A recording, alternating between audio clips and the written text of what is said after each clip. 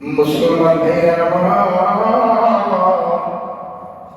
শুধু তাই নয়, সর্বোচ্চ হাদিস বর্ণনাকারী সাহাবী হযরত আবু হুরায়রা রাদিয়াল্লাহু আনহু তিনি বলেন, নবীজি অনুসরণটা সাহাবায়ে কেরাম কিভাবে করতেন?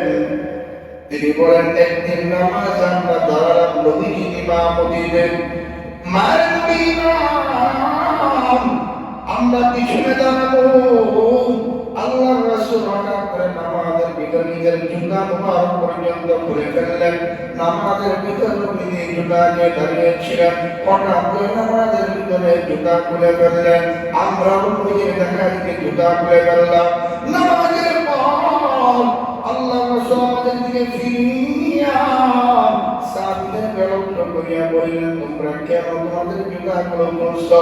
সাহাবায়ে কেরাম বললেন, ইয়া রাসূলুল্লাহ, আপনাকে দেখেছি নামাজের ভিতরে আপনি জুতা খুলেছেন, এই জন্য আমরাও জুতা খুলেছি।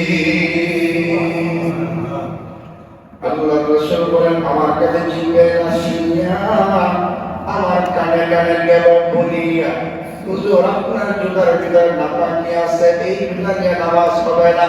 জিবরাইল বলার কারণে আমি আমার জুতা খুলেছি, তোমাদের তো অনেক সংবাদ ছিল না।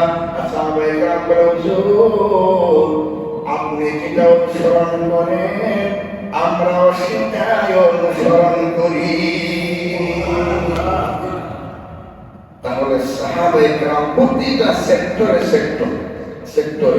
প্রতিটা ক্ষেত্রে রাসূলকে অনুসরণ করেছেন, কোথাও তারা এটা ত্যাগ করেননি।